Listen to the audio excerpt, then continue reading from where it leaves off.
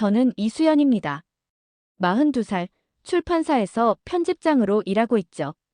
매일 반복되는 업무와 집안일에 지쳐있던 어느 날 동료가 권한 힐링 클럽 등산 모임에 가입했습니다. 첫 모임 날 북한산 입구에서 낯선 얼굴들과 마주했어요. 그런데 한 사람이 유독 눈에 띄더군요. 김태훈이라고 자기소개를 하는 남자였습니다. 45살 정도로 보이는 그는 밝은 미소를 지으며 모든 사람에게 친근하게 다가갔죠. 안녕하세요. 김태훈입니다. 요리 연구가로 일하고 있어요. 그의 목소리는 따뜻했지만 어딘가 슬픈 기운이 감돌았습니다. 저는 그런 태훈을 바라보며 복잡한 감정을 느꼈어요. 왜 이 사람이 등산 모임에 나왔을까 궁금했거든요. 산행이 시작되자 태훈은 앞장서서 길을 안내했습니다. 그런데 이상하게도 산길을 너무 잘 알고 있었어요. 처음 온다고 했는데 말이죠. 여기서 왼쪽으로 가면 더 좋은 길이 있어요. 태훈의 말에 회원들이 따라가자 정말로 아름다운 숨겨진 길이 나타났습니다. 저는 의심스러운 눈으로 그를 쳐다봤어요. 뭔가 숨기는 게 있다는 직감이 들었거든요. 점심시간이 되자 태훈은 직접 만든 도시락을 꺼냈습니다. 다른 사람들의 김밥과는 차원이 다른 요리였어요. 와, 정말 맛있어 보인다. 회원들의 감탄사가 터져 나왔지만 저는 속으로 생각했습니다. 너무 과하지 않나? 그런데 한 입 맛보니 정말 놀라웠어요. 이런 맛을 집에서 만들다니. 하산길에 태훈이 제게 다가왔습니다. 편집장님이시라고 들었는데 혹시 요리책도 출간하시나요? 네, 가끔 하죠. 왜 그러세요? 아, 그냥 궁금해서요. 그의 표정이 순간 어두워졌어요. 뭔가 말하고 싶은 게 있어 보였지만 결국 입을 다물었습니다. 저는 그 순간을 놓치지 않았어요. 분명 이유가 있을 거라고 생각했거든요. 두 번째 산행에서 저와 태훈은 우연히 같은 길을 걷게 되었습니다. 다른 회원들보다 조금 뒤처져 걷고 있었거든요. 편집장님은 왜 등산을 시작하셨어요? 태훈의 질문에 저는 잠시 망설였습니다. 사실을 말해야 할지 고민되었거든요. 솔직히 말하면 집에서도 회사에서도 숨 막혀서요. 아, 그런 기분 저도 알겠어요. 태훈의 목소리에 진심이 담겨 있었습니다. 저는 용기를 내어 더 솔직해졌어요. 남편과는 대화가 없어진 지 오래됐고 중학생 아들은 저를 귀찮아하죠. 회사에서는 매일 마감에 쫓기고 결혼 생활이 힘드시군요. 15년을 함께 살았는데 언젠가부터 남남이 된 기분이에요. 태훈이 고개를 끄덕였습니다. 그리고 자신의 이야기를 꺼냈어요. 저도 최근에 이혼했거든요. 아, 3년 전부터 별거하다가 작년에 정식으로 헤어졌어요. 아내가 제 일을 이해하지 못했거든요. 저는 태훈을 다시 보게 되었습니다. 겉으로는 밝아 보이지만 내면에 깊은 상처가 있었던 거죠. 요리 연구가라는 직업이 불안정해 보였나 봐요. 맞아요. 방송 출연도 하고 있었지만 아내 눈에는 그냥 놀고 있는 것처럼 보였나 봅니다. 산 중턱 쉼터에서 우리는 더 깊은 대화를 나누었어요. 태훈은 자신의 아픔을, 저는 제 고민을 털어놓았습니다. 사실 요즘 방송 일도 잘 안 들어와요.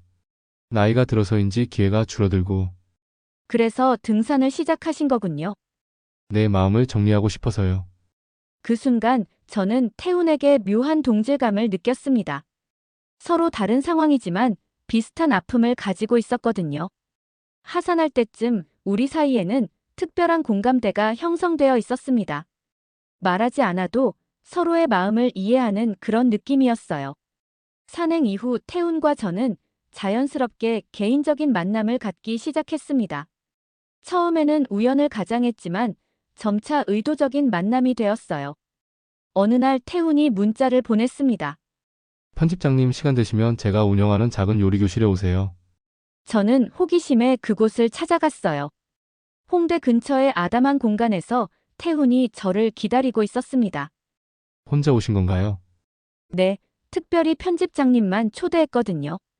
그날 태훈은 제게 직접 요리를 가르쳐 주었습니다. 파스타 만드는 법부터 간단한 샐러드까지. 그의 손길을 따라 요리를 배우는 시간이 너무 즐거웠어요. 편집장님이 요리에 소질이 있으시네요. 정말요? 네, 손놀림이 섬세해요. 태훈의 칭찬에 제 마음이 두근거렸습니다. 남편에게서는 오래도록 들어보지 못한 말이었거든요. 그날 이후 우리는 일주일에 한두 번씩 만났어요. 때로는 북카페에서, 때로는 한적한 공원에서. 태훈은 항상 정성스럽게 준비한 음식을 가져왔고, 저는 그에게 출판업계 이야기를 들려주었습니다. 사실 요리책을 내고 싶었어요. 어느 날 태훈이 조심스럽게 말했습니다. 그럼 제가 도와드릴게요. 정말요? 네, 기획부터 편집까지 함께 해봐요. 그렇게 우리는 태훈의 요리책 프로젝트를 시작했습니다. 회사 일과는 별개로 개인적인 프로젝트였어요. 하지만 어느 날 태훈이 심각한 표정으로 말했습니다. 편집장님, 제가 사실 숨기고 있는 게 있어요. 뭔가요? 저 예전에 방송에서 스캔들이 있었어요. 그래서 지금 방송 출연을 못하고 있거든요. 저는 놀랐지만 태훈을 다정하게 바라보았습니다. 그래서 어쩌시려고요? 모르겠어요. 아예 방송을 그만둘까 생각 중이에요. 그 순간 저는 태훈이 왜 등산 모임에 나타났는지 이해하게 되었어요. 그도 저처럼 새로운 출발을 찾고 있었던 거죠.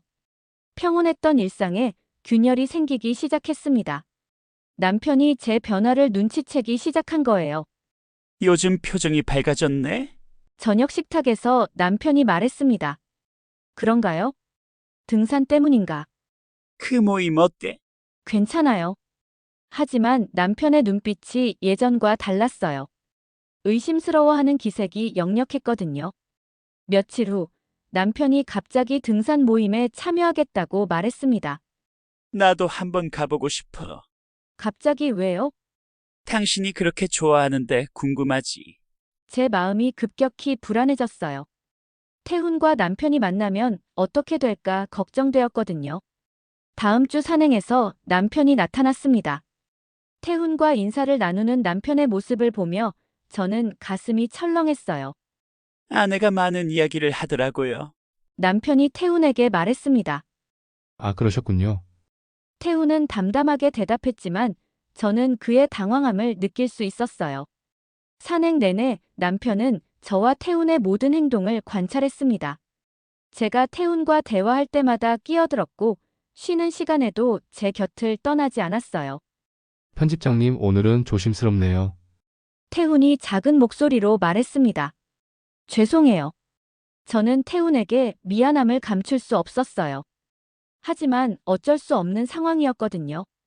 그날 밤 집에서 남편이 본격적으로 추궁했습니다. 그 요리하는 남자, 뭐 특별한 사이야? 무슨 소리예요? 너무 친해 보이던데. 저는 부인했지만 남편의 의심은 깊어져만 갔어요. 그리고 직장에서도 문제가 생겼습니다. 개인적인 프로젝트에 너무 신경 쓴다며 상사가 경고를 했거든요. 모든 게 엉키기 시작했습니다. 일주일 뒤 태훈이 저에게 특별한 제안을 했습니다. 편집장님, 조용한 곳에서 이야기할 수 있을까요? 어디서요? 제가 아는 산속 오두막이 있어요. 저는 망설였습니다. 하지만 결국 태훈을 따라 나섰어요. 깊은 산속 작은 오두막에서 우리는 마주 앉았습니다. 태훈이 직접 준비한 따뜻한 차를 마시며 침묵이 흘렀어요. 편집장님, 저 솔직히 말씀드릴 게 있어요. 태훈의 목소리가 떨렸습니다. 뭔가요? 저 편집장님을 좋아해요. 순간 제 마음이 멈춰버렸습니다. 예상했던 말이지만 실제로 들으니 충격이었어요. 태훈 씨, 처음에는 동질감 때문인 줄 알았어요. 하지만 시간이 지날수록 확신하게 되었어요. 제가 편집장님을 사랑한다는 걸. 태훈의 진솔한 고백에 제 마음도 흔들렸습니다. 사실 저도 같은 마음이었거든요. 저도 태훈 씨를 특별하게 생각해요. 정말요? 네, 하지만 이게 맞는 걸까요? 저는 혼란스러웠어요.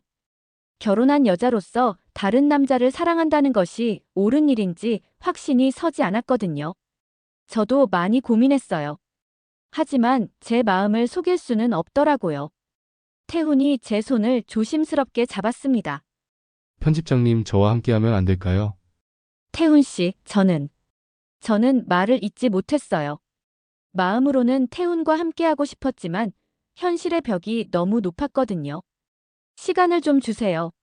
알겠어요. 기다릴게요. 그날 밤 오두막에서 우리는 서로를 바라보며 복잡한 감정을 나누었습니다. 사랑의 시작과 현실의 벽 사이에서 흔들리는 마음을 말이죠. 집으로 돌아온 저를 남편이 기다리고 있었습니다. 어디 갔었어? 회사 일로 늦었어요. 하지만 남편은 제 거짓말을 알고 있는 것 같았어요. 그리고 며칠 후 결정적인 일이 터졌습니다. 회사 상사가 저를 불렀어요. 이수연 편집장, 요즘 개인적인 일에 너무 신경 쓰는 것 같은데 무슨 말씀이신지. 남편분이 직접 전화하셨어요. 아내가 다른 남자와 어울리고 있다고. 순간 머리가 하얘졌습니다. 남편이 회사까지 연락한 거였어요. 해명할 기회를 드릴게요. 하지만 개인 문제로 회사 이미지에 타격을 주면 안 돼요. 집에 돌아가니 남편이 차가운 표정으로 앉아 있었습니다. 이제 그만 솔직하게 말해봐. 당신이 회사에 전화했다면서요? 당연하지. 내 아내가 바람 피우는데 가만히 있을 줄 알았어? 바람이 아니에요. 그럼 뭐야? 사랑이야? 남편의 비아냥에 저는 할 말을 잃었어요. 사실이었거든요. 그날 밤부터 집안 분위기는 최악이 되었습니다. 중학생 아들도 부모의 갈등을 눈치채고 방에만 들어박혔어요. 태훈에게 연락이 왔습니다. 편집장님 괜찮으세요? 힘들어요. 만날 수 있나요? 하지만 만날 수도 없는 상황이었어요. 남편이 제 모든 일정을 감시하고 있었거든요. 태훈도 자신의 고민을 털어놓았습니다. 사실 저도 방송 복귀 제의가 들어왔어요. 하지만 편집장님 때문에 망설여져요. 왜요? 혼자 떠나기가 미안해서요. 우리는 각자의 자리에서 깊은 고민에 빠졌습니다. 사랑과 현실 사이에서 선택해야 하는 시점이 온 거예요. 마지막 등산 모임 날이 다가왔습니다. 남편의 감시 때문에 최근 몇 주간 참여하지 못했지만 이날만큼은 꼭 가고 싶었어요. 마지막이니까 가게 해주세요. 남편에게 간청했습니다. 정말 마지막이야? 네, 약속할게요. 산 정상에서 태훈이 저를 기다리고 있었습니다. 다른 회원들과 떨어진 조용한 곳에서 우리는 마지막 대화를 나누었어요. 편집장님 결정하셨나요? 태훈의 목소리가 떨렸습니다. 네, 저는 현실을 선택하기로 했어요. 그렇군요. 태훈은 슬픈 미소를 지었지만 제 선택을 이해한다는 표정이었어요. 아들이 있고 15년간 쌓아온 것들을 포기할 수는 없어요. 당연해요. 저도 이해해요. 하지만 태훈 씨와의 시간을 후회하지는 않아요. 저는 진심을 담아 말했습니다. 저에게는 소중한 인연이었어요. 평생 잊지 않을 거예요. 태훈도 고개를 끄덕였습니다. 저도 마찬가지예요. 편집장님 덕분에 다시 용기를 낼 수 있게 되었어요. 방송 복귀하세요. 태훈 씨는 그럴 자격이 있어요. 네, 그렇게 하겠어요. 우리는 서로를 바라보며 마지막 인사를 나누었습니다. 아쉬웠지만 이것이 최선의 선택이라는 걸 알고 있었어요. 산을 내려오는 길에 저는 눈물을 흘렸습니다. 사랑하는 사람과 헤어진다는 건 이렇게 아픈 일이었어요. 하지만 후회는 없었습니다. 태훈을 만나 제 마음의 진짜 모습을 알게 되었거든요.